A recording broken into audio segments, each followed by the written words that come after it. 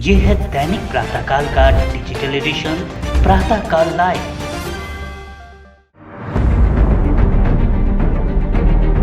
और तो मैं युवा साथियों से एक निवेदन करना चाहता हूँ, कहना चाहता हूँ कि आप अपने संस्कार, अपने जो संस्कार आपको विरासत में मिले हैं उन्हें संजोए रखें, उसे संभाले रखें और उन संस्कारों को हमेशा आगे बढ़ाते रहें। दूसरी बात ये कहना चाहता हूँ कि जिस प्रांत में हम रह रहे हैं उस प्रांत के प्रति भी हमें लगाव रखना चाहिए, चाहे वो महाराष्ट्रीय कौम हो या महाराष्ट्रीय समाज हो, उनके साथ में भी हमें लगाव रखना चाहिए। प्रातःकाल लाइव के स्पेशल सुसंवाद में लीजिए फिर एक प्रवासी हस्ती से मुलाकात कीजिए। आज आपसे रूबरू हैं तेरापंथ समाज के शीर्षस्थ कार्यकर्ता किशन डागलिया, जिनकी सोशल प्रोफाइल बहुत बड़ी है। उनके साथ संवाद किया है हमारे वरिष्ठ संवाददाता नरेश आमेटा ने और उनके व्यावसायिक और सामाजिक जीवन के बारे में काफी कुछ जानने का प्रयास किया है। तो आइए देखते हैं आज का संवाद। कि मेवाड़ के कोशीवाड़ा से मुंबई तक के प्रवास से पूर्व अपनी शिक्षा और बाल्यकाल के बारे में कुछ जानकारी हमारे प्रवासियों को दीजिए। व्यवसाय की शुरुआत की क्या कहानी है, इसके बारे में ज़रा बताइए। धर्म संघ की तरफ आपका झुकाव कब और कैसे हुआ? आपके जीवन का वो बड़ा कार्य जो अभी करना बाकी रह गए हैं, उसके बारे में कुछ बताइए। हमारे दर्शकों को, खासकर प्रवासी युवाओं के लिए आपका क्या संदेश है, इसके बारे में। धर्म संघ की एक सर्वोच्च संस्था है जैन सेवाधाम तेरापंथी महासभा, जिसे अभी संस्था शिरोमणि के रूप में जानी जाती है। मैं अपने आप को भाग्यशाली समझता हूँ कि वर्ष 2016 से लेकर 2018 के अध्यक्ष के रूप में पूज्य गुरुदेव ने मुझे मंगल पाठ सुनाया था और मुझे मंगल पाठ एक कार्यकर्ता के रूप में सुनाया था और वो कार्यकर्ता बन के ही मैंने अपनी उस कार्य की भी शुभारम्भ की और शुभारम्भ के साथ साथ में इस संस्था की लगभग 538 सभाएं ऑल इंडिया और नेपाल में है। मैंने पूरा प्रयास किया, संगठन यात्राएं की और उसमें से 524 सभाओं का व्यक्तिगत जाकर मैंने वहाँ संपर्क किया, उन सभाओं से मिला, उनसे उनकी देख रेख मैंने की और मैं ये मानता हूँ कि मेरा भी सौभाग्य है कि पूरा देश घूमने का मुझे इस कारण से अवसर प्राप्त हो गया। नमस्कार, प्रातःकाल लाइव के संवाद कार्यक्रम में मैं नरेश आमेटा आप सभी का स्वागत करता हूँ। आज हम आपसे रूबरू कराएंगे मुंबई प्रवासी समाज के अग्रणी किशन जी डागलिया से और उनसे जानेंगे उनके प्रेरक विचार। नमस्कार डागलिया जी, प्रातःकाल लाइव में हम आपका स्वागत करते हैं। हम पहला क्वेश्चन ये करना चाह रहे हैं कि मेवाड़ के कोशीवाड़ा से मुंबई तक के प्रवास से पूर्व अपनी शिक्षा और बाल्यकाल के बारे में कुछ जानकारी हमारे प्रवासियों को दीजिए। नरेश जी, सबसे पहले तो मैं प्रातःकाल परिवार का स्वागत करता हूँ कि आपने एक अच्छे कदम की तरफ अपने राह की ओर कदम बढ़ाए, तो मैं आप सबका स्वागत करता हूँ। आपका जो प्रश्न है बहुत ही रोचक और मेरा प्रिय प्रश्न है कि मेरी बाल्यकाल अवस्था के बारे में आपने जानना चाहा। मैं कक्षा 5वीं तक तो मेरे गांव कोशीवाड़ा में पढ़ा। 5वीं से लेकर 8वीं तक, 6ठी 7वीं 8वीं 3 क्लास मैंने गाँवगोड़ा में पढ़ाई की। गाँवगोड़ा स्कूल में भी स्कूल के अध्यक्ष के रूप में मैंने अपने वहीं से शुरुआत कर दी थी और तीनों साल मैंने स्कूल टॉप की थी। राजस्थान सरकार ने उस समय मुझे सम्मानित भी किया था। उसके बाद में 9th 10th और 11 ये मैंने नाथद्वारा से की, गोवर्धन हाई स्कूल से। और उस समय नाथद्वारा में कॉमर्स का कोर्स नहीं था। मेरी इच्छा थी कि कॉमर्स पढ़ना मुझे। हमने कोशिश की और हमारे जो कॉलेज के स्कूल के प्रिंसिपल साहब थे उनको समझाया, उन्होंने कोशिश की और 2 महीने के अंदर कॉमर्स वहाँ आ गई और सबसे पहले कॉमर्स की मैंने एडमिशन लिया और 9th और 10th 11 में मैं नाथद्वारा में कॉमर्स विभाग का संयोजक के रूप में वहाँ काम किया मैंने। तो कहने का तात्पर्य तक मेरी शिक्षा जो हुई है कोशीवाड़ा, गाँवगोड़ा और नाथद्वारा 3 जगह हुई है। मेरे पिताजी बम्बई में काम करते थे। उनकी जब मैं 11वीं पूरी करने के बाद बम्बई आया तब मैंने इस काम को वहाँ विराम दिया। कोशीवाड़ा में जब मैं था, स्कूल में जब मैं पढ़ता था, तभी मेरी शाखा में जाने का नाथद्वारा से मेरी शुरू हो गई थी और वहीं से राजनीति के साथ में भी मेरा लगाव बढ़ गया था। बहुत अच्छी बात बताई आपने। व्यवसाय की शुरुआत की क्या कहानी है, इसके बारे में ज़रा बताइए। मैं सन 1969 में बम्बई आया था कि यहाँ घूमने के लिए, पिताजी ये काम करे तो बम्बई देखने के और घूमने के लिए यहाँ आया था। पिताजी ने कहा, बेटा कि पढ़ाई तो बहुत हो गई है और अर्थ अगर होगा तो सब कुछ ठीक चलेगा। मैंने पिताजी की बात को ध्यान में रखते हुए उस समय मैं काम पे लग गया और 3 साल लगभग 2.5 साल तक मैंने दुकान नंबर 60 दागिना बाज़ार में पिताजी के साथ में काम सीखने की शुरुआत कर दी। शुरुआत की और ऐसे सीखा कि सन 1972 में 26 जनवरी सन 1972 को हमने शाह किशनलाल मोहनलाल कंपनी पिताजी के आशीर्वाद से वो शुरुआत कर दी। कुछ समय बाद में ही हमारी माँ की तबीयत खराब हो गई और पिताजी गांव रहने लग गए। उस समय दुकान की जिम्मेदारी पिताजी के होने के साथ साथ हमने उस जिम्मेदारी को पूरा करने का प्रयास कर लिया और 72 से हमारी जो दुकान है किशनलाल मोहनलाल कंपनी, उसकी शुरुआत होने के बाद धीरे धीरे हम आगे बढ़ते गए और कुछ वर्षों बाद में मेरे भाई लोग भी यहाँ पढ़ने के लिए आ गए। उनकी पढ़ाई हुई। पढ़ने के बाद में जो उनकी शिक्षा जैसे पूरी होती गई और उनको व्यवसाय में जोड़ता गया और 72 के बाद में जब भी इस व्यवसाय में मैंने कदम बढ़ाया तो मुझे कहीं किसी प्रकार की कोई तकलीफ जैसा नहीं लगा। मैं स्वयं यह महसूस करता हूँ कि मैंने मेरे व्यवसाय में पूर्ण सफलता प्राप्त की और लोगों ने मुझे बहुत मान सम्मान दिया, व्यापारियों ने मुझे बहुत मान सम्मान दिया। धर्म संघ की तरफ आपका झुकाव कब और कैसे हुआ?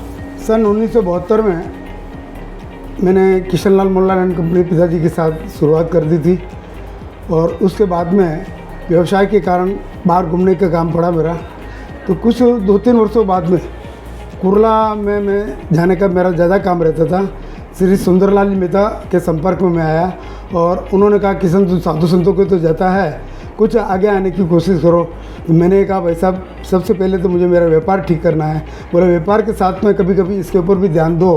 तो मैंने सुंदरलाल मेहता के उन्होंने मुझे श्री चंद्रमल चांद से संपर्क करवाया और चांद जी और सुंदर जी ने मुझे इस प्रकार से प्रेरित किया कि मैं धीरे धीरे धर्म संघ में आगे आता गया। सन 1978 में मुझे जैन श्वेतांबर तेरापंथी सभा बम्बई का सह मंत्री के रूप में उन्होंने जोड़ दिया और उसके बाद में मैं धीरे धीरे इन कामों में आगे बढ़ता गया। कुछ समय बाद में मैंने तेरापंथी युग परिषद बम्बई की उसमें संगठन मंत्री के रूप में अपना काम किया और कई सभा संस्थाओं में काम करता रहा। मेरे मन में एक ही थी, मैं संघ की सेवा करूं, समाज की सेवा करूं और कभी मुझे ये इच्छा नहीं होती थी कि मैं आगे बैठ के काम करूं या मुझे कोई पद चाहिए या कोई नहीं, परंतु मेरे काम के साथ साथ में मुझे ये सब चीज़ें मिलती रही।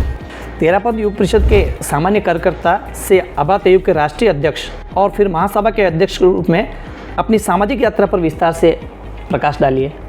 ये बड़ी कहूँ तो कठिन और ऐसे लगती है कि मुझे इस बात तो पुनः वो बातें याद आ जाती हैं कि इस समय एक बार बम्बई तेरापंथ युग परिषद का चुनाव था और मेरे साथियों के कहने पर उस चुनाव में भी खड़ा हो गया और उस चुनाव में खड़ा होने के बाद में परिस्थितियाँ हमारे अनुकूल थी, फिर भी गुरुदेव का संदेश आया कि चुनाव नहीं लड़ना है। मैंने उसको ड्रॉप कर दिया और उस ड्रॉप करने के बाद में जो मैं आगे बढ़ने की कोशिश करने लगा, जो तेरापंथी सभा के अध्यक्ष संचालाल डागा थे, उन्होंने मुझे मंत्री बना दिया और मंत्री बनने के साथ में ही मैं समाज के संपर्क में आने लगा और फिर हुआ एक 1991 में अखिल भारतीय तेरापंथी परिषद के राष्ट्रीय अध्यक्ष ईश्वर चंद जी बेद मुंबई आए।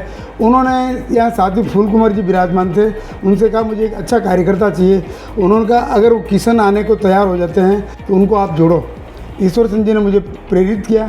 मैं पहली मीटिंग में गया और पहली ही मीटिंग में आचार्य श्री तुलसी के संपर्क उन्होंने दर्शन करवाए और गुरुदेव ने कहा युग परिषद में आपको काम करना है, तो उन्होंने मुझे उपाध्यक्ष बनाया।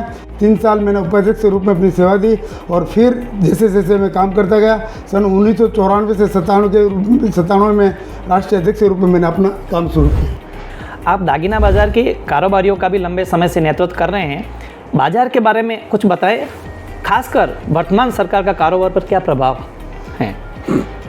मैंने जैसे आपको पहले बताया कि स्कूली शुरुआत से ही कुछ पॉलिटिक्स में या कुछ आगे आके काम करने की मेरी इच्छा रहती थी। वैसे ही मैंने स्कूल में भी साथियों ने हमारे साथियों के साथ मिलकर संयोजक के रूप में काम किया। उसके बाद मैं धर्म संघ में जुड़ा और उसके बाद साथ में हमारे सराफा वेलफेयर एसोसिएशन करके एक संस्था हमने बनाई कि जितने भी होलसेल व्यापारी हैं उन सबको एक प्लेटफॉर्म पर लाया जाए। तो भाई श्री भंवरलाल डागलिया उसको अध्यक्ष बनाया था और उस काम की हमने शुरुआत की। मैं उसमें उनके साथ में मंत्री के रूप में जुड़ा और हमारे व्यवसाय में किसी प्रकार की कोई समस्या आती थी उनसे मिल बैठकर उनसे बात करते थे, उस समस्या का समाधान करने का प्रयास किया। लगभग 1990 में हमने इस संस्था को रजिस्टर्ड करवा दी और रजिस्टर्ड करवाने के बाद में सरकार की किसी भी प्रकार की समस्या के सामने हमारा एसोसिएशन हमारा जूझता रहा, चाहे वो पुलिस की समस्या हो, सेल टैक्स की हो, GST की हो या और किसी की भी हो, उन सब समस्याओं के साथ में हम जुड़े रहे।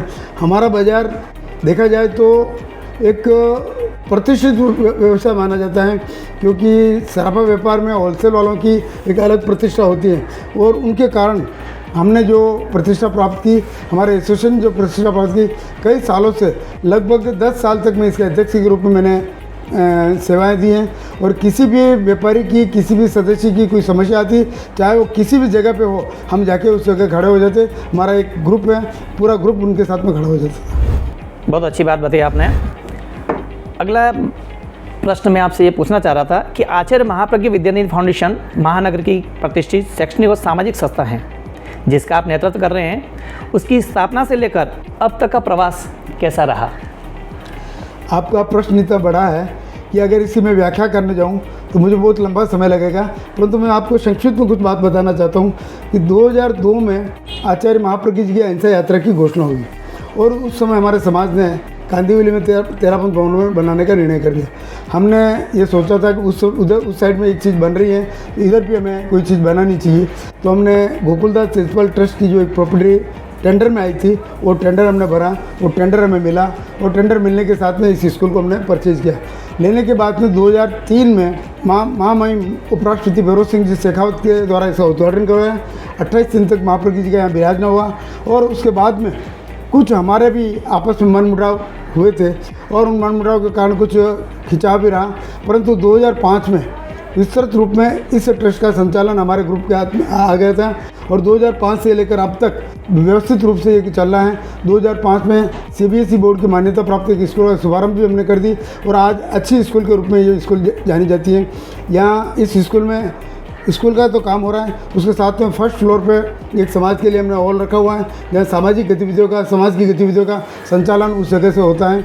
मैं ये कह सकता हूँ कि इतनी बड़ी जगह हमारे इस कालवा देवी क्षेत्र में मुंबई के मुख्य भाग में होना, ये हमारे लिए बड़ी उपयोगी हो गई और एक प्रतिष्ठा भी हमने इससे प्राप्त की कि समाज की एक बहुत बड़ी जगह कालवा देवी क्षेत्र में होगी। आप आचार्य श्री के अनन्य भक्त हैं, यह सभी को विदित है। इसी पर मैं अपना बात कहना चाह रहा था कि आप लंबे समय तक अपने गुरुदेव की सेवा में उनकी अहिंसा यात्रा का हिस्सा रहे हैं। क्या दिनचर्या होती उस दौरान, इसके बारे में कुछ बताएं। परम पूज्य आचार्य श्री महाश्रवण जी ने 9 नवंबर 2014 को एक यात्रा की शुभारंभ की। उस यात्रा का नाम दिया अहिंसा यात्रा और उस समय मेरा परिवार दिल्ली गुरुदेव के दर्शन के लिए हम लोग गए थे। मैं था, मेरी पत्नी थी, मेरे बेटे थे। संतों ने कहा किशन जी आपको सेवा देनी है, तो मैंने कहा कुछ दे देंगे आपको। मेरी पत्नी से उन्होंने पूछा तो उन्होंने कहा कि ये कर सकते हैं और बेटों से पूछा तो कहा इनको व्यवसाय से मैंने अलग कर व्यवसाय में हमारी इनको कोई अपेक्षा जैसा लगता नहीं है। तो मुझे प्रेरणा मिली कि आपको समय देना है। 2014 से ही मैं अहिंसा यात्रा में जुड़ गया और मुझे जनसंपर्क संयोजक के रूप में उन्होंने वहाँ नियुक्त कर दिया। जब भी अहिंसा यात्रा वहाँ से शुरू हुई तब से लेकर चाहे वो कोई भी प्रांत हो, उत्तर प्रदेश, बिहार, दिल्ली और आगे आसाम, गुवाहाटी, नेपाल, किसी भी एरिया में रहे वहाँ मेरा जाना रहा और प्राय मैं वहाँ जाता हूँ तो जनसंपर्क का काम करता था और फिर बाद में जनसंपर्क के साथ साथ में मार्ग सेवा भी राष्ट्र गुरुदेव की करने का मुझे अवसर प्राप्त हुआ।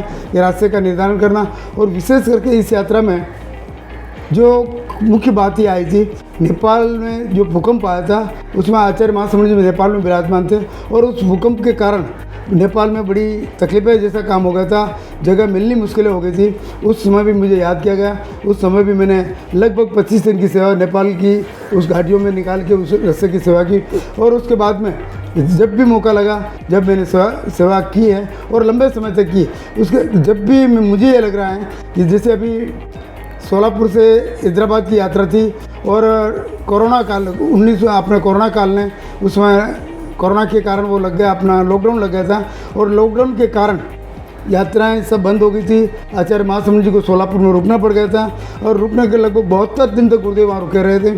और वो यात्रा मुझे मुश्किल लग रही थी। गुरुदेव ने याद किया और गुरुदेव की कृपा से उस यात्रा का निर्धारण हुआ और लगभग 23 दिन में सोलापुर से लेकर हैदराबाद स्वयं गुरुदेव के साथ में पैदल चलकर उस यात्रा को पूरी की। और उसके बाद भी छत्तीसगढ़ में जो नक्सलवादियों का एरिया है उस समय भी यात्रा का लग रहा था कि यात्रा का कठिन काम है, उस समय भी गुरुदेव ने मुझे याद किया। मैं उस यात्रा में भी सहयोगी के रूप में कह सकता हूँ, या उस यात्रा में एक सेवक के रूप में उस यात्रा के साथ में मैं जुड़ गया और वो उस समय भी मैंने वो यात्रा पूरी की।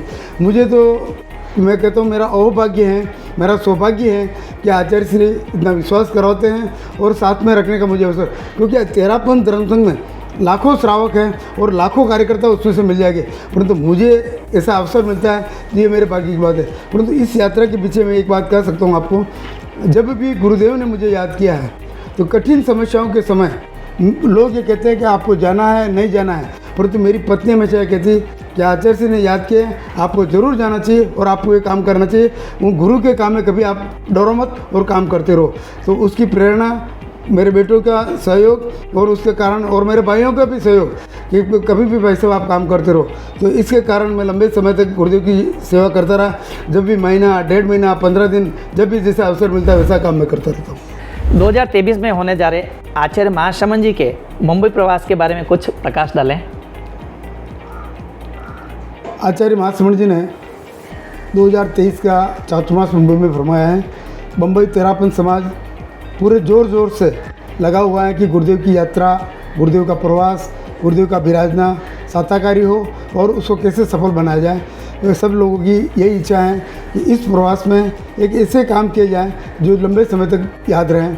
और अभी इस व्यवस्था समिति के जो अध्यक्ष हमारे मदन लाल साहब तातेड़ हैं वो इस काम में लगे हुए हैं, उनकी पूरी टीम लगी हुई है। और जब भी मुझे भी इस काम के लिए याद किया जाता है या इस काम की जिम्मेदारी दी जाती है, उस काम को मैं पूरा करने का प्रयास करता हूँ।